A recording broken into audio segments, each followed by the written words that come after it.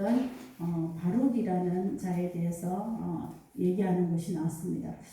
여호와긴 넷째 때에 이 바룩이 예레미야의 말을 기록하고 그 앞에 36장에 보면 성전에 나가서 이 기록한 말이 유다가 이제 멸망할 것이라는 얘기죠. 바벨론에 항복해야 된다. 이 얘기니까 아마 루터가 그 성전에 95개 반박문을 적어서 붙인 것과 유사한 위험과 힘든 것 가운데 아마 이 바룩이 예레미야의 메시지를 낭독했던 걸로 보여집니다. 그게 이제 BC 605년 여호야긴 4년입니다. 그죠? 이 낭독한 이 일이. 그러고 나서 이제 이 예레미야서가 우리가 좀 읽기 어려운 게 연대가 왔다 갔다 하거든요. 장수 따라. 32장이 이제 시드기야 10년째니까 시드기야 11년에만 있거든요. BC 586년.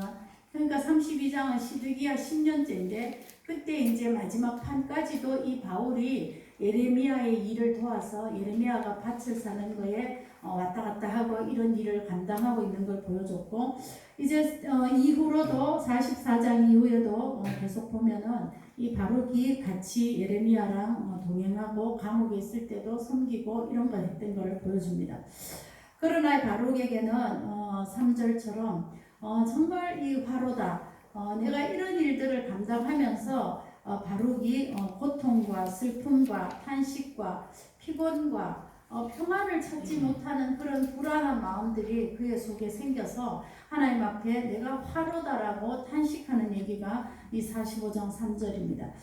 아마 바룩의 심정에는 사역이라 하나님의 말씀을 전하면서 멸망을 전해야 되는 이 나라의 운명이 멸망이라는 것에 대한 탄식이 될 수도 있고 그렇게 오랫동안 BC 605년에서부터 망할 때까지 오랫동안 예레미야 옆에서 그의 메시지를 전달했음에도 불구하고 백성들은 여전히 부패와 완악함에 극치를 달려서 하나님 앞에 반역해서 결국은 우왕좌왕하다가 애굽을 통해 애굽으로 가는 포로로 바벨론에 끌려가고 남은 자들은 애굽으로 가는 그런 지경에까지 이르는 이런 상황.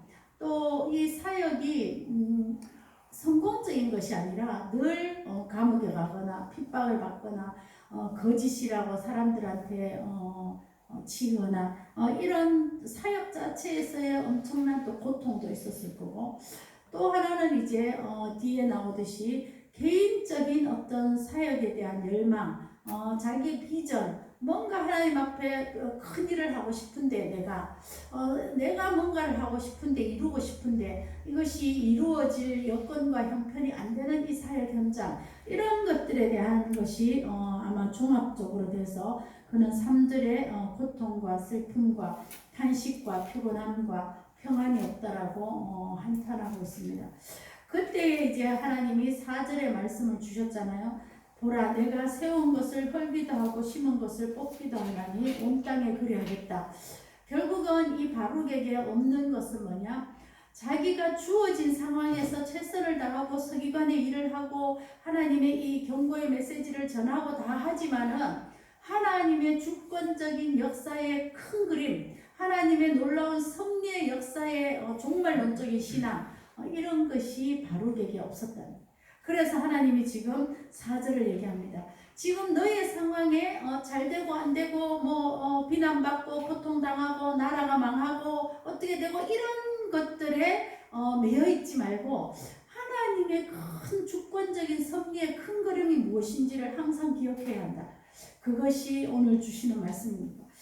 우리가 이 세상을 살면서 수많은 일들을 당할 수 있는데 그럴 때에도 그 당시의 상황으로 생각하면 한탄과 비난과 곤란과 아픔밖에 없을 수 있지만 그 하나님의 큰 그림을 생각하는 그런 종말론적인 신앙을 가져야 이 문제를 해결해 낼 수 있다는 거죠. 요셉도 마찬가지잖아요. 그래서 요셉을 하나님의 섭리에 대한 얘기라고 하는데 요셉이 감옥 가고 노예로 팔리고 또 결국 감옥까지 가는 이런 상황에서도 요셉의 그 37장 38장에 보면 하나님이 요셉을 형통하게 했다. 범사에 그가 형통하게 되었다. 이렇게 얘기하잖아요. 어떻게 노예로 갔는데 그 다음 절에 요셉이 형통하다. 어떻게 감옥 갔는데 또 그 다음 절에 요셉이 형통하다. 이렇게 말씀하시는 하나님인가?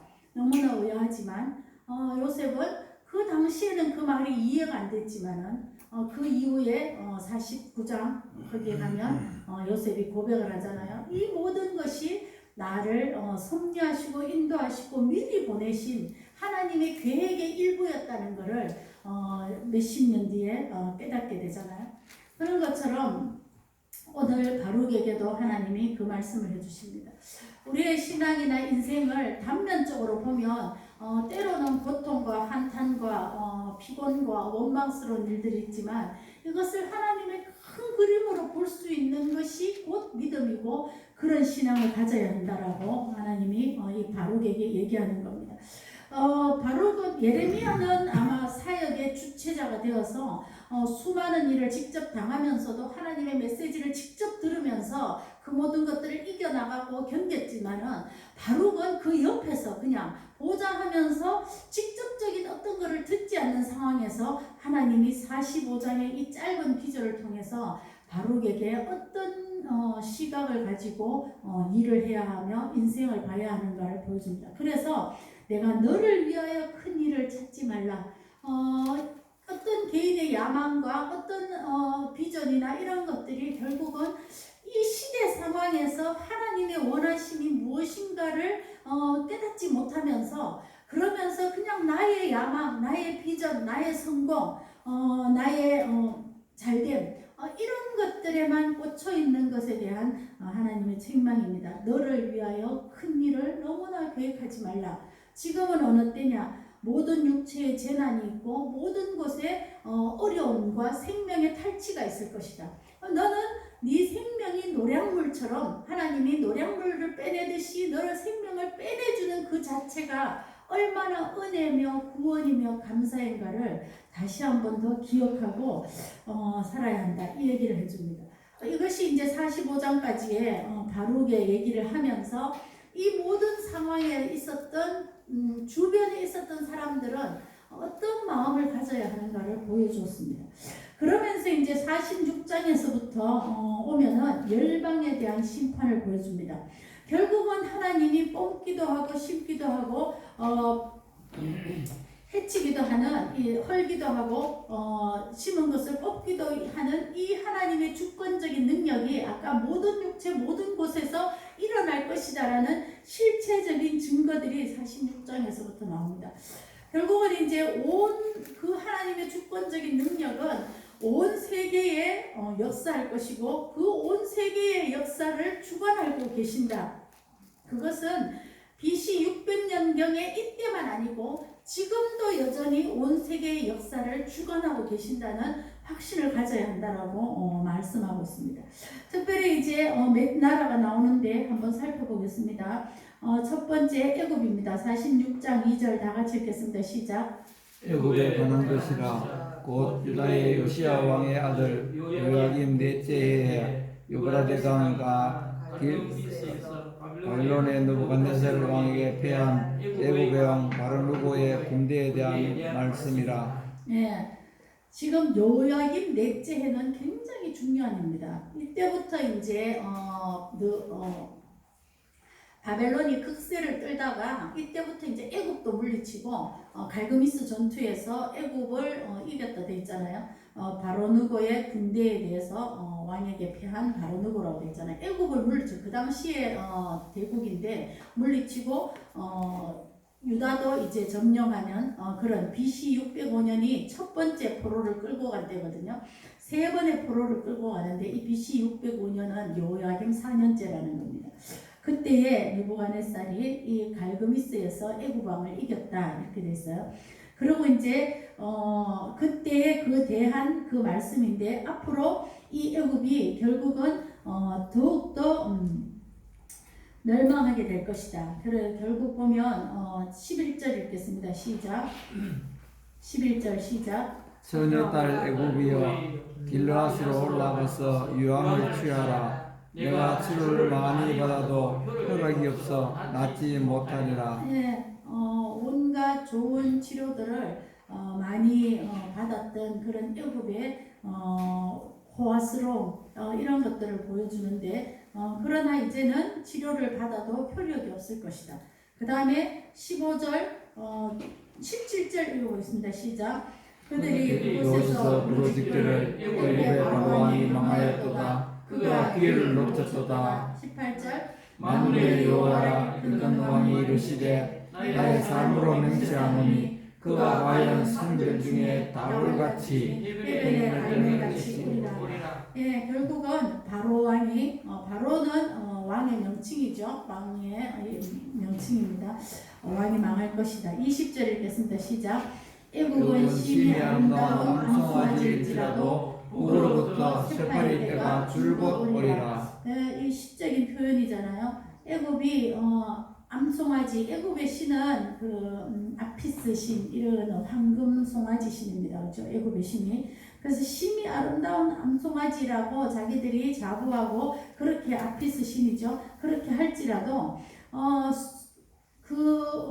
소 옆에 쇠파리들이 쫙 달라붙잖아요. 그렇듯이 쇠파리 떼들이 그 소를 다 줄곧 달라붙어서 침범할 것이다. 그래서 결국 24절 딸 애굽이 수치를 당할 것이고 25절 읽겠습니다. 시작. 만군의 여호와 이스라엘의 하나님께서 말씀하시니라. 보라 내가 노예 아몬과 바로와 애굽과 애굽 신들과 왕들 곧 바로와 및 그를 의지하는 자들을 벌할 것이라. 예, 여기서 내가 노라는 것은 애굽 북쪽 지역을 얘기합니다. 테베. 근데 거기에는 이제 아몬 신을 섬기는 중요한 장소였어요. 그래서 특별히 그 노예 아몬, 이렇게 아몬 신입니다. 그죠? 바로와 애굽과 애굽 신들이죠. 예, 송아지 신, 나일강, 수많은 우리 10가지 재앙의 피게이파, 악독, 우매 이것이 전부 다 애굽이 섬겼던 신들입니다. 그죠? 개구리, 이, 파리 이런 것들이. 그래서 그런 신들과 그런 바로와 및 그 신들을 의지하는 자들을 하나님이 벌할 것이다. 이렇게 됐어요. 결국은 애굽은 BC 567년인가 바벨론에 의해서 침공을 당하고 완전히 멸망되지는 않았지만 힘을 거의 못 쓰게 되었습니다. 그러나 하나님이 이제 그 후에 이 땅을 다시 회복시킬 것이라는 말씀이 나옵니다. 지금 우리가 열방에 대해서 계속 보면 애굽도 그렇고 하나님이 그들을 벌하고 멸망시키고 그들이 이방 신들을 다 회파할 그런 느부갓네살을 종으로 보내서 막대기로 보내서 다 칠 것인데 그럼에도 불구하고 나중에는 회복시켜 줄 것이라는 말씀이 늘 나라 뒤에 한 줄씩 붙어 있습니다. 그 다음에 27절 28절에 보면은 야곱에 대해서 나옵니다. 한번 읽겠습니다. 시작. 내 종 야곱아 두려워하지 말라. 이스라엘아 놀라지 말라. 보라 내가 너를 먼 곳에서 구원하며 네 자손을 포로된 땅에서 구원하리니 야곱이 돌아와서 평안하며 걱정 없이 살게 될 것이라. 그를 두렵게 할 자 없으리라. 여호와의 말씀이니라. 내 종 야곱아 내가 너와 함께 있나니 두려워하지 말라. 내가 너를 흩었던 그 나라들은 다 멸할지라도 너는 사라지지 아니하리라. 내가 너를 법도대로 징계할 것이요 결코 무지한 자로 이기지 아니하시리라 하시니라. 네, 애굽에 대한 엄청난 심판과 그의 회복을 언급하고 사람들이 애굽조차도 하나님이 심판하실 뿐 아니라 회복시켜 주시는가는 이 엄청난 사실 앞에서 하나님이 27, 28절을 얘기합니다. 너희는 어떻게 될 것인가? 내 종 야곱이라는 거죠. 이 야곱은 이스라엘을 칭하는 전체 대표적인 이름인데 하나님은 아직도 이 속 썩이는 자식이잖아요. 그런데 끝없이 반역해서 포로까지 간 자식인데도 거기에다가 내 종이라고 붙이잖아요. 그러니까 하나님에게는 아픈 자식이에요. 사실은 말씀 피우는 그런 자식인데 그를 향하여서 지금 28절에 보면 이렇게 돼 있잖아요. 나라가 다 멸하여져도 너는 징계는 받지만 사라지진 않을 것이다. 그리고 내가 너의 죄를 무지하게는 여기지 않을 것이다. 이 말씀이에요. 결국 이 말씀은 뭐냐 하면은 그리고 27절에 내가 너를 구원할 것이다. 이 이 양쪽에 있는 그런 상반된 말들이 여기 막 복합적으로 다 들어있잖아요. 결국은 너는 멸할 다른 나라는 멸해도 사라지지 않고 그렇지만은 너는 징계를 받아야 하고 내가 너를 죄 없다 한다는 것이 아니라는 거죠. 예, 책임을 져야 할 것이다.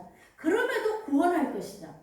이런 엄청난 이 양쪽에 있는 말이 여기 다 있으면서 하나님이 결국은 우리에게 하시는 말씀은 뭐죠? 백성이 하나님 백성 내 종 야곱이 하나님 앞에 반역하면은 하나님이 그를 죄 없다 하진 않는다는 거예요. 죄가 있기 때문에 징계와 책임을 물을 것이라는 거예요.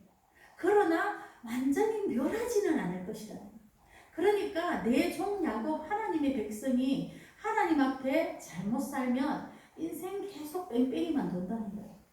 그러나 완전 사라지고 멸하지는 않지만 사라지게 하지 않지만 구원하시지만은 그의 인생이 공고롭다는 거죠. 그래서 여기 보면 하나님이 내 종 야곱이라고 얘기하면서 이 엄청난 말을 해줍니다. 내 종 야곱아 내가 너와 함께 있어요.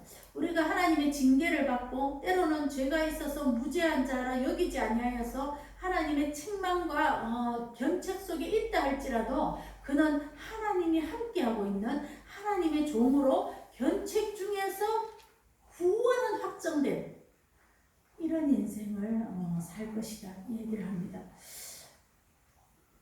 이런 엄청난 우리를 향한 하나님의 그 공의와 사랑이 같이 우리 안에서 작용하셔야 되는 이런 것들을 우리 인생에서 경험할 때에 정말 주님 공의대로 우리를 징계하심을 감사하고 또 주님의 사랑으로 또 우리를 구속을 확정하심에 감사하고 이 두 개 다가 사실은 훈련이며 연단이며 그러니까 그거 없는 아무 우리의 공로 없는 은혜의 구원을 그러함에도 불구하고의 구원을 우리에게 베풀어 주신다는 거예요.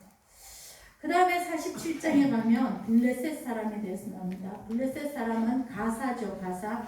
아스글론 가사가 BC 604년에 바벨론에 의해서 침공받습니다. 블레셋은 우리가 알듯이 해변에 그 올리브가 많이 나고 그 포도가 많이 나는 그 해변가를 다 차지하고 있으면서 길쭉하게 그죠? 오랫동안에 이 이스라엘을 괴롭혀오고 또 적국이 되었고 그렇습니다. 그래서 사사기에서부터 사무엘, 다윗에 이르기까지 계속 이 블레셋과의 싸움을 계속합니다.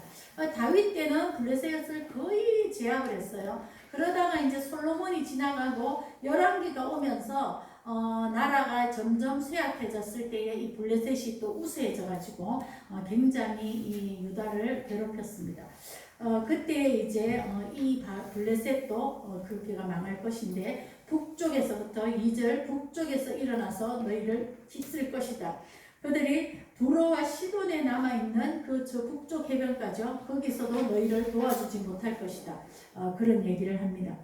그 다음에 모압입니다. 48장 모압 이야기. 모압은 의외로 굉장히 깁니다. 모압의 멸망. 결국은 이 모압은 그러니까 이스라엘의 바깥에 있는 나라 중에 굉장히 강성한 나라라고 보면 됩니다. 모압이. 그래서 그럼에도 불구하고 BC 594년에 이 시드기야가 이 모압과 동맹을 맺어요. 예레미야 27장 3절에 보면 나옵니다. 그죠? 동맹을 맺어서 그 바벨론을 대적하려고 하는 그런 일들이 있었습니다. 근데 이 모압이 어떤 일을 했냐 하면은 그냥 보면 이제 그 헤스본 모압이 이스라엘의 유다 땅 헤스본을 모압이 뺏어가고 이런 일들을 많이 했다는 거죠. 그래서 7절 한번 읽겠습니다. 시작. 내가 내 업적과 보물을 의뢰함으로 너도 정복을 당할 것이요 그 모습은 그의 제사장들과 고관들과 함께 포로되어 갈 것이라. 네, 아까 애굽의 신은 황금, 송아지, 거기 아피스라 그러면 여기 모압의 신은 한번 따라해보겠습니다. 그모스가 모압의 신입니다. 그래서 거기 보면 내 업적과 보물을 의지하였다. 모압은 굉장히 강국으로 그모스를 섬기면서 엄청난 업적과 보물들과 재물들을 많이 가지고 있었다는 거죠. 11절 읽겠습니다. 시작. 모압은 젊은 시절부터 평안하고 포로도 되지 아니하였으므로 마치 술이 그 찢기 위에 있고 이 그릇에서 저 그릇으로 옮기지 않음 같아서 그 맛이 남아있고 냄새가 변하지 아니하였도다. 예, 모압은 굉장히 어렸을 때부터 엘리트며 부계층이며 침입을 받지 않으며 옮겨지지 않았고 그런 뜻이죠. 예, 그래서 그들은 굉장히 자만했고 교만했다는 거죠. 그러나 하나님이 12절에 그 그릇을 비게 할 것이고 13절에 이스라엘 집이 베델을 의지함으로 수치를 당한 것 같이 예, 이스라엘이 결국은 베델이 성지였는데 종교적인 성지잖아요. 야곱이 베델에서 사닥다리 만나고 베델에 단을 많이 쌓았어요. 근데 북쪽 여로보암이 이스라엘을 북쪽으로 독립하면서 이 단과 베델에다가 황금 송아지 제단을 쌓잖아요. 근데 이스라엘 집이 이 베델의 이 황금 송아지 결국은 애굽의 신을 형상화한 이것을 의뢰했다는 거죠. 그렇듯이 모압이 그모스를 의지함으로 그 신을 믿음으로 수치를 당할 것이다. 보면 14절에 그들은 군사적으로 굉장히 용사여 능란한 전사라 되어 있고 17절 다 같이 읽겠습니다. 시작. 그의 사명에 있는 모든 자여 그의 이름을 아는 모든 자여 그를 위로하며 말하기를 어찌하여 강한 막대기 아름다운 지팡이가 쓰졌는고 할지니라. 디몬에 사는 딸아 내 영화에서 내려와 내 마른 데 앉으라. 예. 그러니까 결국은 모압이 얼마나 하이레벨의 삶을 살았는가를 보여줍니다. 안 가진 거 없고 젊었을 때부터 옮겨지지 않는 그 포도주처럼 그렇게 살면서 업적과 보물과 군사적인 우위와 우월적인 강한 막대기 아름다운 지팡이 그런 영화가 넘치는 그런 자라 할지라도 하나님이 결국은 그 심판을 할 것이다. 25절 읽겠습니다. 시작. 모압의 뿔이 잘렸고 그 팔이 부러졌도다. 여호와의 말씀이니라. 그래서 모압이 결국은 조롱거리가 될 것이다. 왜? 26절 이는 그가 여호와에 대하여 교만하였기 때문이다. 29절 읽겠습니다. 시작. 우리가 모압의 교만을 들었나니 심한 교만 곧 그의 자고와 오만과 자랑과 그 마음의 교만이로다. 30절 여호와의 말씀이니라. 내가 그의 노여함의 허탄함을 아노니 그가 자랑하여도 아무것도 성취하지 못하였도다. 31절 그러므로 내가 모압을 위하여 울며 온 모압을 위하여 부르짖으니 우리가 길레스 사람을 위하여 신음하리로다. 32절 내가 너를 위하여 울기를 야셀이 우는 것보다 더하리로다. 기쁨과 한이가 옥토와 모압 땅에서 빼앗겼도다. 지금 29절까지 30절까지 이 모압이 그 엄청난 모든 것들을 다 누리면서 그의 마음에 여호와를 향한 교만과 거기 보면 심한 교만이라고 했어요. 그렇죠? 자고 오만 자랑거리 그 마음의 거만함 이런 것들이 있다는 거죠. 그러나 내가 그의 노여움에 허탄함을 아노니 그가 막 떵떵거리고 분노를 내며 막 폭군처럼 하는 그런 것들이 얼마나 허탄한 것이고 아무리 자랑하여도 사실은 아무것도 남지 않는 그런 삶이라는 거예요. 30절에 그런 삶으로 말미암아 이 모압이 결국은 멸망에 이르렀다는 거죠. 모압의 뿔이 잘렸다 그러잖아요. 그 뿔은 그들의 영화며 그들의 완전한 힘 이런 것들을 상징하는데 그것이 잘려졌다는 거예요. 그러나 31절 32절에 보세요. 하나님이 모압을 위하여 울고 있다. 하나님이 내가 너를 위하여 울기를 야색이 우는 것보다 더하다. 이 말씀은 우리에게 굉장히 충격적입니다. 지금 이방 나라들은 자기들의 만든 신을 가지고 또 자기들의 만든 그 엄청난 자기의 그 가진 재물과 능력과 힘과 모든 그 아름다운 모든 것들을 의지하여 사는 것을 가지고 교만해져서 떵떵거리고 살았어요. 그래서 그들이 멸망하게 됐어요. 여호와를 향하여도 교만했기 때문에. 그러나 31, 32절 하나님이 그들을 멸망시키시면서도 그들을 위하여 오신다는 거예요. 이 말씀은 결국 열방을 심판하시거나 그 자녀들 내종 야곱의 그 잘못된 것을 견책하거나 징계하시더라도 그 하나님은 그들의 창조주여 그들의 아버지시기 때문에 징계하시면서도 그 하나님의 마음은 굉장히 울고 계시고 슬퍼하시고 탄식하시고 애타하시면서 이 징계를 베풀 수밖에 없다는 거예요. 안 그러면 그들의 좌우가 끊어지지 아니하고 그들의 무죄함이 사라지지 아니하고 죄가 그런 것들을 하나님이 보시면서 이 엄청난 이 양 사이드가 같이 있잖아요. 하나님이 심판하시는데 하나님이 울면서 심판하시는 이런 얘기를 지금 하고 있습니다. 기쁨과 환희와 옥토가 그들 삶에서만 누리고자 하는 기쁨과 환희 옥토가 이 모압 땅에서 빼앗겨질 것이다. 왜? 그들이 가진 것들로 그모스 신을 섬기며 자고했기 때문입니다. 그래서 36절에 모은 재물이 없어질 것이고 모압을 마음에 들지 않는 그릇처럼 깨트릴 것이고 그들은 조롱거리와 공포의 대상이 될 것인데 42절 다 같이 읽겠습니다. 시작. 모압이 여호와를 거슬러 자만하였으므로 멸망하고 다시 나라를 이루지 못하리로다. 네. 그래서 46절 모압이여 내게 화가 있도다. 그모스의 백성이 망하였도다. 그모스라는 이 엄청난 신을 자랑하면서 그 신이 우리에게 축복을 주고 모든 걸 줬다라고 위엄을 떨던 그 모압과 그모스가 망하여졌다는 거죠. 모압의 심판은 여기까지라 이렇게 됐어요.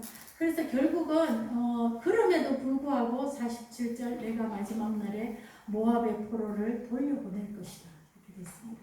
그러니까 하나님이 그 자기 도취에 빠져서 자기의 이 세상에 가진 것들로 떵떵거리면서 이 세상만 보고 살아서 결국은 망하게 되지만 그 망함이 하나님의 아픔 속에 슬픔 속에서 그들을 멸망시킬 수밖에 없는 그런 지경까지 그들이 갔다는 거예요.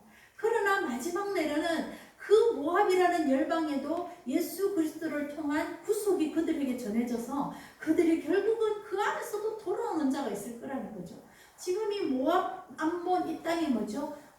쿠웨이트, 레바논 이런 땅입니다. 그죠? 예, 그러니까 거기에 하나님의 복음이 이제 전달되고 퍼지고 소수나마 돌아올 것이고 언젠가 예수 그리스도가 오기 전에 복음이 그 중동 지역을 뚫고 들어갈 것이라는 거죠. 그게 우리의 사실 기도 제목이기도 합니다. 많은 것들을 기도하지만 코로나의 장벽보다는 어쩌면은 이 중동의 이 그 뭐죠 무슨 종교죠 갑자기 이슬람이 무너지도록 기도하는 것이 시급합니다. 그 다음에 49장에 보면 암몬이죠. 암몬이 여기 보면 1절에 갓을 점령했다고 했어요. 갓은 유대 민족입니다. 그렇죠? 그래서 그 말감은 신이잖아요. 암몬의 신이 말감입니다. 여기 보면 지금 그 민족을 멸망할 때 그 민족의 신들을 계속 언급하고 있어요. 그 신들을 잘못 섬기는 그들의 그런데 말감이 이 갓을 점령해서 그 어떻게 해서 왜 거기 사냐 이러면서 하나님이 그들을 패하게 할 것이다. 4절 한번 읽겠습니다. 시작. 폐역한 따라 어찌하여 골짜기 곧 내 흐르는 골짜기를 자랑하느냐. 내가 어찌하여 재물을 의뢰하여 말하기를 누가 내게 대적하여 여기오하느냐. 네, 이들의 안전은 자연, 좋은 자연, 골짜기가 흐르고 그런 자연, 다메섹에서 올라오는 아름다운 물이 거기 흘러오잖아요. 그 다음에 재물, 이런 것들로 인한 그 자만심이 그들에게 있었다는 거죠. 그러나 그들을 또 멸망시킬 거지만 후에 그들을 돌아오게 할 것이다 이런 말씀이 있습니다.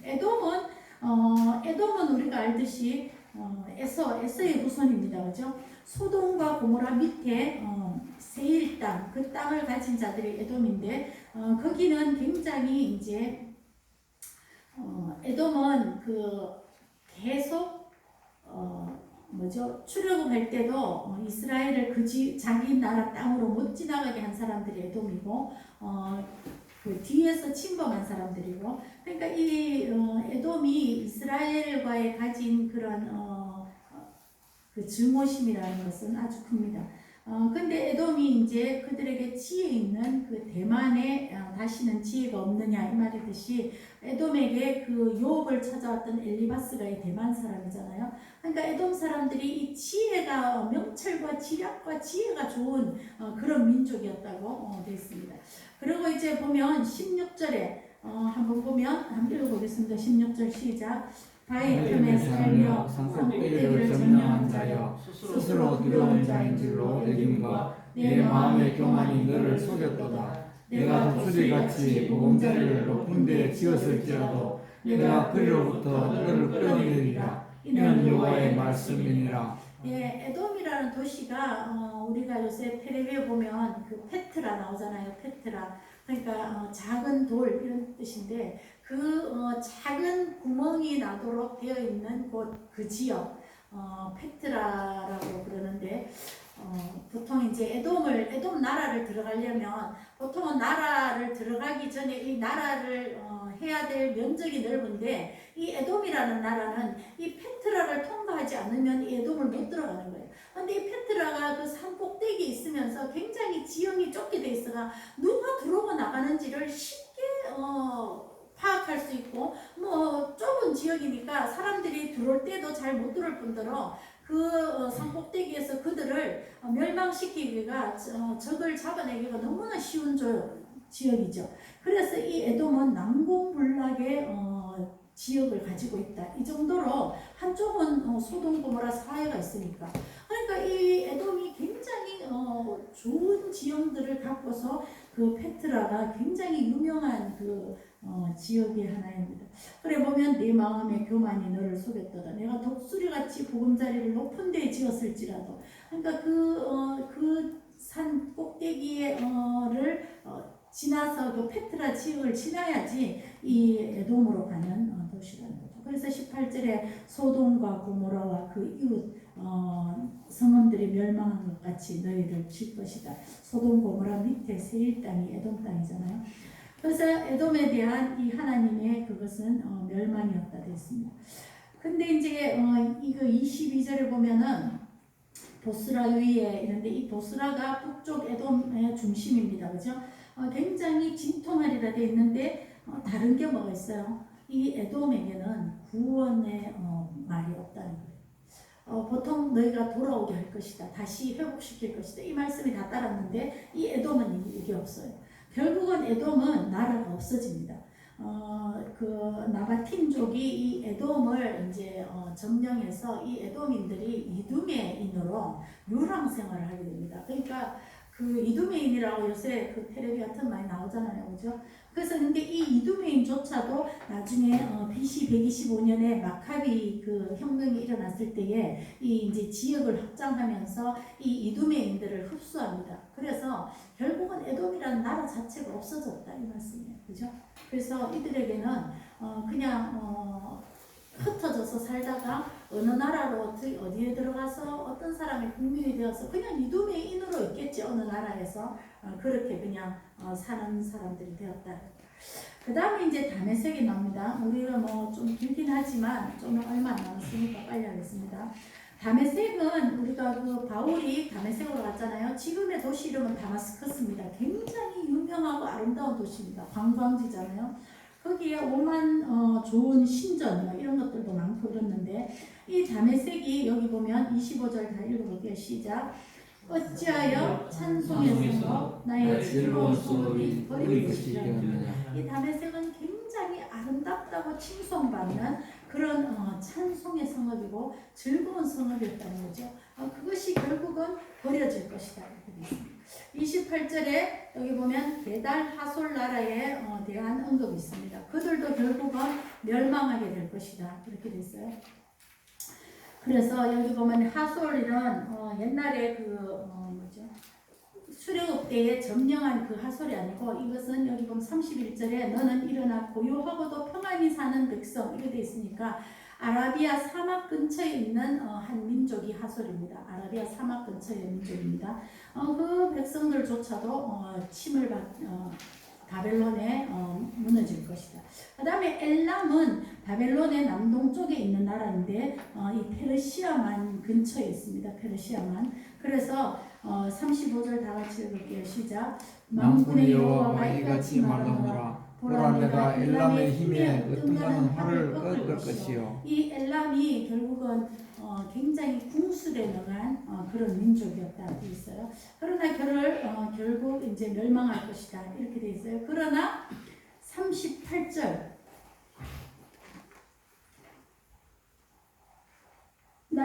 내가 나의 보좌를 엘람에 주고 왕과 고관들을 그곳에서 멸하리라 여호와의 말씀이니라. 그러나 말일에 이르러 내가 엘람의 포로를 돌아가게 하리라 여호와의 말씀이니라. 이 엘람은 결국은 나중에는 메데파사의 원조가 됩니다. 메데파사는 바벨론을 무찔른 페르시아입니다. 그죠? 페르시아만에 있었던 이 엘람이 멸망을 당하지만 그들이 이제 결국은 나중에 페르시아의 원조로 메데파사족이 되는 나라가 엘람입니다. 오늘 마지막까지 했는데 결국 열방을 향해서 하나님이 주시는 말씀은 인간이 이방신 어떤 다른 우상 무엇이든지 간에 우상을 섬겨서 그들의 재물과 그들의 가진 것들을 자원이나 자연이나 재물로 인한 그런 안전을 추구하고 있는 것이 얼마나 허망한 것인가를 끊임없이 보여줍니다. 인간의 오만과 자만과 그런 야망을 가진 모든 것들이 나라의 흥망성쇠에 끊임없이 강국이 되고 이런 모든 것들이 하나님 앞에서는 참 어리석은 것이라는 거예요.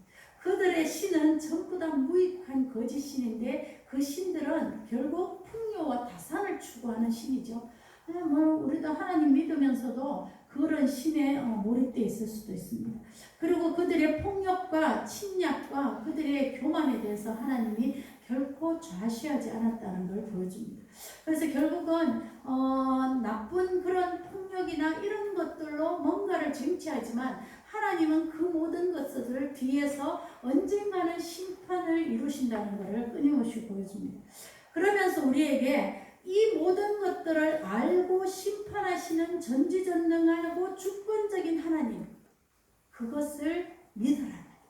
그리고 그 공의를 이루시는 하나님을 봐야 된다고 얘기합니다. 그 다음에 그들의 멸망을 슬퍼하시는 긍휼의 하나님도 거기 같이 있다. 또한 동시에 그들을 다시 돌아오도록, 그들이 멸망시켰지만 그들을 다시 돌아오도록 하고 회복시키시는 은혜의 하나님도 거기에 같이 있다. 그래서 우리가 이 열방을 보면서 온 열방을 전체를 주관하시는 그 하나님의 전능하신 손, 그리고 그 열방의 그런 무너짐에 대해서 하나님이 슬퍼하시는 긍휼한 아버지의 마음, 그리고 그들 중에 그래도 하나님을 믿는 자를 남겨두시려고 그 민족을 다시 회복시키시고 나라를 정해주셔서 결국은 예수 그리스도가 전해지도록 하시는 그 은혜의 하나님이 여기에 다 들어있다는 거예요. 그래서 우리에게는 죄를 짓고 책임을 지게 하는 그런 징계와 동시에 또 그럼에도 불구하고 구원을 끝없이 이루어 가시는 그 하나님의 은혜가 그게 같이 있다. 유다에게도 그랬고 이 열방에도 그렇고 그런 것들을 보면서 하나님의 큰 그림의 주권적인 그런 믿음들이 더 커지기를 구합니다. 기도하겠습니다. 아버지 하나님, 오늘 열방의 심판을 보면서 주님, 우리는 이 인생에서 얼마나 큰 하나님의 그림과 주권적인 하나님의 역사에 내 인생을 던져놓을 수 있는지 주님 돌아봅니다.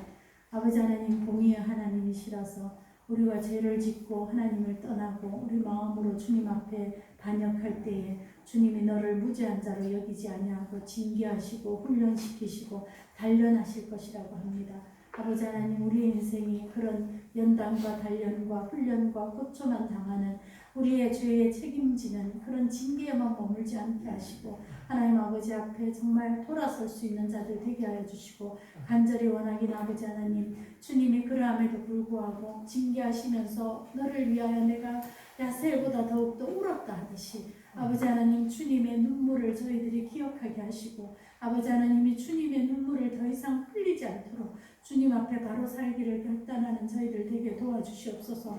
하나님 아버지 불쌍히 여겨주시고 그러함에도 불구하고 멸하지 아니하고 사라지게 하지 아니할 것이라 하신 그 구원을 베풀 것이라 하신 너는 내 종이며 내 자녀 야곱이라 하신 그 하나님의 말씀 내가 너와 함께 있다 하신 채찍을 들고 너와